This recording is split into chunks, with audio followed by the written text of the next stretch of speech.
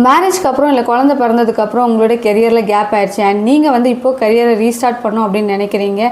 ஆனால் யார் வேலை கொடுப்பாங்கன்னு உங்களுக்கு தெரியல, இல்லை எல்லாம் மறந்துடுச்சு அப்படின்னு நினைக்கிறீங்கன்னா இந்த வீடியோ உங்களுக்கு தான். பொதுவாக கெரியர் ரீஸ்டார்ட் அப்படின்னு சொன்னால் எல்லோரும் சொல்கிற விஷயம் ரெஸ்யூம் அப்டேட் பண்ணுங்கள், ஸ்கில்ஸை வளர்த்துக்கங்க அப்படின்னு தான். ஆனால் இதை எந்த ஆர்டரில் பண்ணணும் அப்படின்னு யாரும் சொல்லித்தர மாட்டாங்க.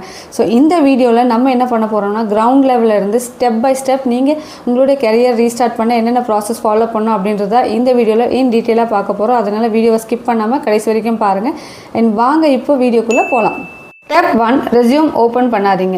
ஸோ கெரியர் ரீஸ்டார்ட் அப்படின்னோடனே எல்லாரும் பண்ணுற முதல் விஷயம் என்னென்னு பார்த்தீங்கன்னா ரெஸ்யூம் அப்டேட் பண்ணுறது. ஆனால் அது வந்து மிகப்பெரிய தவறு. ஃபஸ்ட்டு நீங்கள் வந்து கெரியர் பிரேக்குக்கு முன்னாடி என்ன ஜாப் பொசிஷனில் இருந்தீங்க, அந்த ஜாபுக்கான இப்போ கரண்ட் ஸ்கில்ஸ் என்ன ரிக்வயர்டு அப்படின்றத லிங்க்டின், நௌக்ரி, இண்டிட் போன்ற ஜாப் போர்ட்டல்ஸில் தேடி பாருங்கள். ஃபார் எக்ஸாம்பிள் நீங்கள் வந்து நீங்கள் பண்ண ஜாப் ப்ரொஃபைலுக்கு வந்து அர்லியர் வந்து எக்ஸல் மட்டுமே போதுமானதாக இருந்திருக்கலாம். ஆனால் இப்போ வந்து அதே ஜாபுக்கு மேபி SQL, பவர் BI போன்ற அடிஷ்னல் ஸ்கில்ஸ் வந்து தேவைப்படுற மாதிரி இருக்கலாம். ஸோ மார்க்கெட்டில் இப்போ அந்த ஜாபுக்கான என்னென்ன கரண்ட் ஸ்கில்ஸ் தேவை அப்படின்றத தெரிஞ்சுக்கோங்க. ஸ்டெப் 2 என்ன அப்படின்னு பார்த்தீங்கன்னா அட்லீஸ்ட் 20 ஜாப் டிஸ்கிரிப்ஷன்ஸ் டவுன்லோட் பண்ணுங்கள். லைக் ரெஸ்யூம் அனுப்ப அவசரப்படாதீங்க. நீங்கள் வந்து அதே பொசிஷனுக்கு ஒரு 20 ஜாப் டிஸ்கிரிப்ஷன் டவுன்லோட் பண்ணி அண்ட் அந்த ஜாப் டிஸ்கிரிப்ஷன்ஸ்லாம் எந்த ஸ்கில்ஸ் வந்து ரிப்பீட்டடாக கேட்டிருக்காங்க அப்படின்றது கம்பேர் பண்ணி பாருங்கள். லைக் கம்யூனிகேஷன் ஸ்கில்ஸ்னால் அந்த மெஜாரிட்டியாக எல்லா ஜாப் டிஸ்கிரிப்ஷன்லையும் அந்த கம்யூனிகேஷன் ஸ்கில் இல்லை SQL போன்ற ஸ்கில்ஸ் கேட்டிருக்காங்களா அப்படின்னு நீங்கள் கம்பேர் பண்ணி பார்த்தீங்கன்னா உங்களுக்கே ஒரு ஐடியா கிடச்சிடும் கரண்ட்டாக மார்க்கெட்டில் எந்த ஸ்கில்ஸ் வந்து தேவைப்படுது அந்த ஜாப் பொசிஷனுக்கு அப்படின்றது.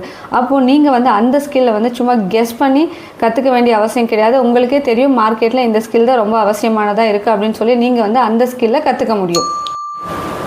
ஸ்டெப் 3 என்ன அப்படின்னு பார்த்தீங்கன்னா இதுதான் ரெஸ்யூம் அப்டேட் ஸ்டேஜ். ஸோ இந்த ஸ்டேஜில் நீங்கள் வந்து உங்கள் ரெஸ்யூமை அப்டேட் பண்ணும்போது கெரியர் பிரேக்கை ஹைட் பண்ணணும்னு நினைக்காதீங்க. அது எப்படியும் அவங்களுக்கு தெரிஞ்சிடும். ஸோ அதனால் நீங்கள் வந்து பிரேக் எடுத்திங்கன்னா அந்த பிரேக் டைமில் என்ன பண்ணீங்க அப்படின்றதையும் கிளியராக மென்ஷன் பண்ணணும். ஃபார் எக்ஸாம்பிள் 2021 25 வரைக்கும் உங்களுக்கு கெரியர் கேப் இருந்ததுன்னா நீங்கள் வந்து அந்த டைமில் என்ன பண்ணீங்க, ஃபேமிலி ரெஸ்பான்சிபிலிட்டிஸ் இல்லை learn certifications, excel and AI tools கற்றுட்டீங்க, இல்லை வாலண்டரி ஒர்க் பண்ணீங்க அப்படின்றத நீங்கள் வந்து கிளியராக மென்ஷன் பண்ணணும். கெரியர் கேப் இருந்தாலுமே அந்த டைமில் நீங்கள் வந்து உங்களோட க்ரோத்துக்காக என்ன செஞ்சீங்க அப்படின்றத மென்ஷன் பண்ணணும்.